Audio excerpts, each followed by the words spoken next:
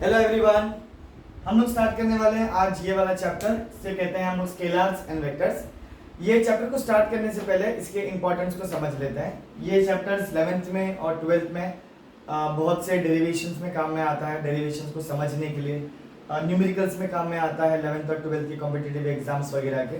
तो इस चैप्टर को जब भी पढ़ोगे तो इस चैप्टर को हमेशा इसके बेसिक्स याद रखना, क्योंकि ये चैप्टर 11th में भी काम में आएगा और 12th में भी काम में आएगा। इस चैप्टर की इंपॉर्टेंस के बाद में हम लोग बात करते हैं इस चैप्टर के लिए सबसे दूसरी जरूरी चीज कि फिजिकल क्वांटिटीज क्या होती है। What are physical quantities?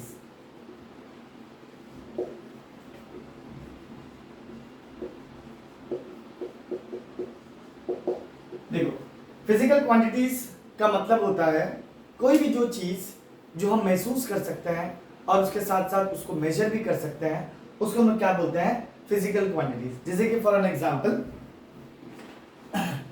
अगर मेरे हाथ में एक हाथ में बुक है और एक हाथ में पेन है, तो मैं क्या महसूस कर रहा हूँ? मैं महसूस कर रहा हूँ कि ये बुक थोड़ी सी हैवी है और ये मार्कर थोड़ा सा लाइट है। मतलब ये हैवीनेस एंड लाइटनेस मैं क्या कर रहा हूँ? महसूस कर पा रहा हूँ। महसूस करने के साथ साथ क्या मैं इस हैवीनेस एंड लाइटनेस को मेजर कर सकता हूँ? यस, इस हैवीनेस और लाइटनेस को मैं मेजर भी कर सकता हूँ और उसी को हम लोग क्या बोलते हैं? Physical quantity. जैसे कि मास हो गया या वेट हो गया, ये मैं महसूस भी कर सकता हूँ और साथ साथ मेजर भी कर सकता हूँ। तो मेरी मास और वेट क्या बन जाते हैं? मेरी फिजिकल क्वांटिटीज। तो जो भी चीज तुम फील कर सकते हो और साथ साथ मेजर कर सकते हो, उसे हम लोग क्या बोलते हैं? Physical quantities. उसे हम लोग क्या बोलते हैं? Physical quantities. ठीक है, तो फिजिकल क्वांटिटीज समझने के बाद में हम लोग समझते हैं फिजिकल क्वांटिटीज को मेजर करने के लिए हम किस चीज का इस्तेमाल करते हैं। जैसे कि मान लो, अगर मैं दुकान में गया और दुकानदार से मैंने बोला मुझे शक्कर दे दो, दुकानदार ने क्या पूछेगा? दुकानदार कितनी, यानी कि हाउ मच। दुकानदार तुमसे क्या पूछेगा? How much. तो तुम बोलोगे मुझे 10 किलो शक्कर दे दो। तो तुमने क्या बोला? 10 किलो, यानी कि नंबर बोला और उसके साथ साथ क्या बोला? यूनिट बोला। तो नंबर और यूनिट दोनों को मिलाकर के हम लोग क्या बोल सकते हैं? मैग्नीट्यूड। इन दोनों को मिलाकर के हम लोग क्या बोलते हैं? मैग्नीट्यूड। मैग्नीट्यूड मुझे बताता है कि कोई भी चीज कितनी है। जैसे कि फॉर एग्जांपल, शक्कर कितनी है? 10 किलो। अगर मान लो किसी गाड़ी को ढकेलना है तो मुझे 100 न्यूटन की फोर्स लगेगी। कितनी न्यूटन की? 100 न्यूटन की। तो 100 क्या हो गया? मेरा नंबर, और न्यूटन क्या हो गया? मेरी यूनिट। तो 100 यूनिट दोनों को मिला, न्यूटन दोनों को मिलाकर के हम लोग क्या बोलेंगे? मैग्नीट्यूड। तो मैग्नीट्यूड का मतलब होता है कि ये मुझे बताता है कि कोई भी चीज कितनी है, यानी कि फिजिकल क्वांटिटीज को मेजर करने के लिए हम लोग क्या यूज करते हैं? मैग्नीट्यूड का। ठीक है, अब मैग्नीट्यूड समझने के बाद में हम लोग बात करते हैं स्केलर्स क्या होते हैं और वेक्टर्स क्या होते हैं। फिजिकल क्वांटिटीज को दो कैटेगरीज में डिवाइड करते हैं, जिसका नाम होता है स्केलर्स एंड वेक्टर्स। तो स्केलर्स क्या हो गए और वेक्टर्स क्या हो गए? तो स्केलर्स वो फिजिकल क्वांटिटी है जिसको समझने के लिए हमें सिर्फ और सिर्फ मैग्नीट्यूड की जरूरत पड़ती है। स्केलर्स वो फिजिकल क्वांटिटीज हैं जिनको समझने के लिए हमें सिर्फ और सिर्फ मैग्नीट्यूड की जरूरत पड़ती है। लेकिन वेक्टर्स वो फिजिकल क्वांटिटीज हैं जिनको समझने के लिए मुझे मैग्नीट्यूड भी चाहिए और उसके साथ साथ डायरेक्शन भी चाहिए। यानी कि पूरी तरीके से समझने के लिए स्केलर्स को मुझे सिर्फ और सिर्फ मैग्नीट्यूड की जरूरत पड़ेगी और वेक्टर्स को समझने के लिए मैग्नीट्यूड और डायरेक्शन दोनों की जरूरत पड़ेगी। अब इसका मतलब क्या होता है? मतलब समझ लेते हैं। मान लो ये नॉर्थ, साउथ, ईस्ट, वेस्ट है। North, south, east, west. ये नॉर्थ, साउथ, ईस्ट, वेस्ट। ठीक है, मान लो यहां पर एक दुकान है, शॉप, और यहां पर घर है। यहां पर तुम्हारा घर मान लेते हैं, यहां पर शॉप मान लेते हैं। अब मैं दुकानदार से जाकर बोलता हूं, भाई मुझे 10 किलो शक्कर दे दो नॉर्मली। क्या वो दे देगा? हाँ, वो दे देगा। तुमने क्या बोला? नंबर और यूनिट। तो तुमने एक्चुअली क्या बोला है? मास के बारे में। मास के बारे में बोला। मास को डिफाइन करने के लिए मुझे किसकी जरूरत पड़ी? नंबर और यूनिट, यानी कि ये क्या हो गया मेरा? मैग्नीट्यूड। और मास मेरी बन गई स्केलर क्वांटिटी। तुमने सिर्फ मैग्नीट्यूड बोला और दुकानदार ने तुम्हें शक्कर दे दी, उतना काफी हो गया, उसके अलावा तुम्हें कुछ भी नहीं बोलना पड़ा, तो मास मेरी क्या बन गई? Scalar quantity. दूसरी चीज, अगर तुमने बोला दुकानदार से भाई यही शक्कर मेरे घर पे दे दो, यही शक्कर मेरे घर पे डिलीवर कर दो, तो वो क्या पूछेगा? एड्रेस पूछेगा।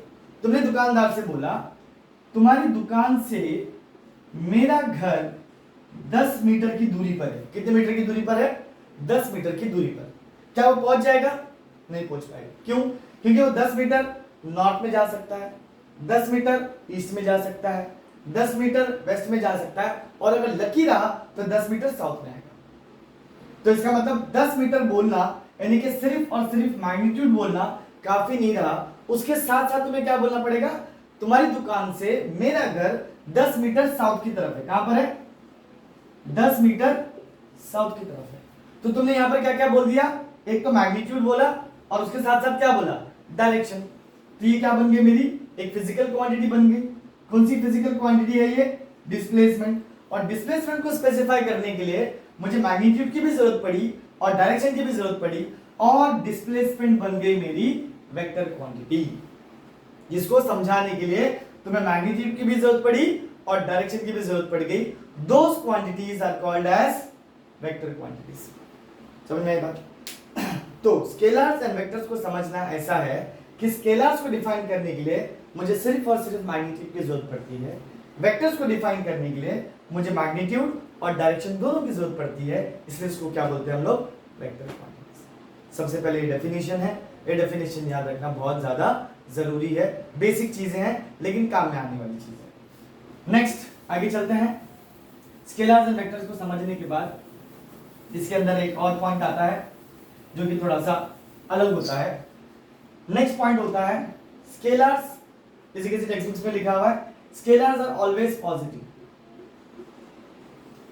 स्केलर्स हमेशा पॉजिटिव होते हैं। वेक्टर्स पॉजिटिव भी हो सकते हैं, नेगेटिव भी हो सकते हैं और जीरो भी हो सकते हैं, ऐसा कहीं कहीं लिखा होता है। तो ये अगर सिर्फ पॉजिटिव है और ये पॉजिटिव भी हो सकते हैं, नेगेटिव भी हो सकते हैं और जीरो भी हो सकते हैं, तो एग्जांपल अगर मैं स्केलर्स का दूं, एग्जांपल अगर मैं स्केलर्स का दूं तो इसके अंदर सबसे पहली चीज आती है, मान के चलो टेम्परेचर। मैं टेम्परेचर की बात कर रहा हूं और इसके अंदर कुछ भी ले लो, फोर्स ले लो, डिस्टेंस ले लो, डिस्प्लेसमेंट ले लो। तो टेम्परेचर अगर मैंने बोला इज अ स्केलर क्वांटिटी और टेम्परेचर मैंने डाल दिया स्केलर की कैटेगरी में, और टेम्परेचर होता है नेगेटिव भी, टेम्परेचर होता है नेगेटिव भी, टेम्परेचर होता है जीरो भी, टेम्परेचर होता है पॉजिटिव भी। जब टेम्परेचर पॉजिटिव भी होता है, नेगेटिव भी होता है, जीरो भी होता है, तो टेम्परेचर स्केलर की कैटेगरी में क्या कर रहा है? सबसे पहला सवाल तो यही आता है। तो अगर टेम्परेचर पॉजिटिव भी, नेगेटिव भी और स्केलर में भी आ रहा है तो क्यों आ रहा है? मैं बताता हूं। क्योंकि स्केलर्स को बताने के लिए मुझे किसकी जरूरत पड़ती है?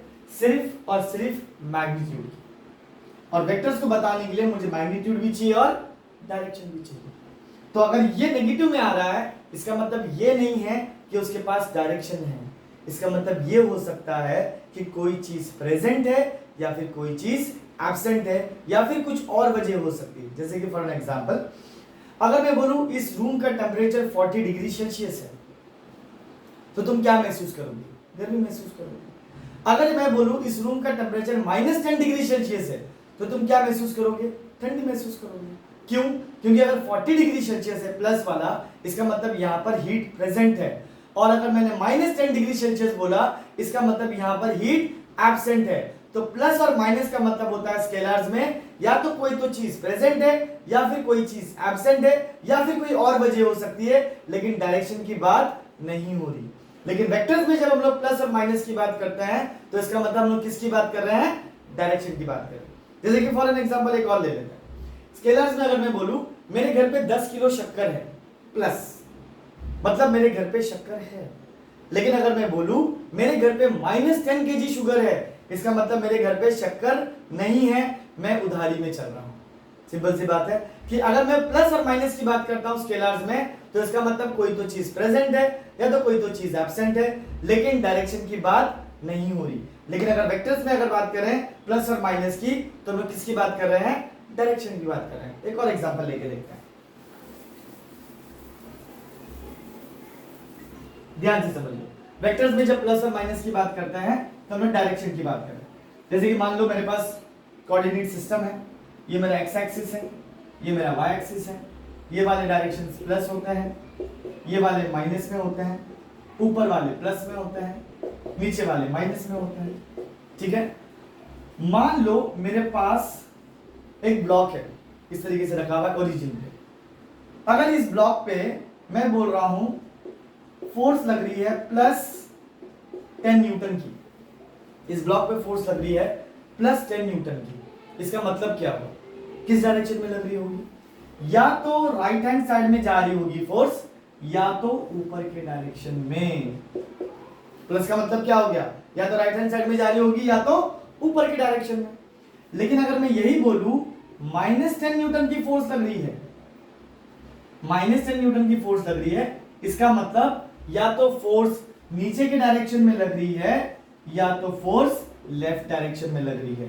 तो यहां पर अगर मैंने माइनस की बात की तो मैं किसकी बात कर रहा हूं? डायरेक्शन की। और वहां पर जब मैंने स्केलर्स में जब मैंने प्लस और माइनस की बात की तो मैंने बोला कि कोई तो चीज प्रेजेंट हो सकती है या फिर कोई तो चीज एब्सेंट हो सकती है या फिर कुछ और वजह होगी। लेकिन अगर वेक्टर्स में मैं प्लस और माइनस की बात करूं तो मैं किसकी बात कर रहा हूं? डायरेक्शंस की बात कर रहा हूं। तो मेन बेसिक समझना बहुत जरूरी है कि स्केलर्स क्या होते हैं और वेक्टर्स क्या होते हैं। उसके बाद उनके मैथमेटिक्स, उनके रिप्रेजेंटेशन वगैरह वगैरह के बारे में बात कर सकते हैं। लेकिन सबसे पहले समझना बहुत जरूरी है कि स्केलर्स क्या होते हैं और वेक्टर्स क्या होते हैं। Is that clear?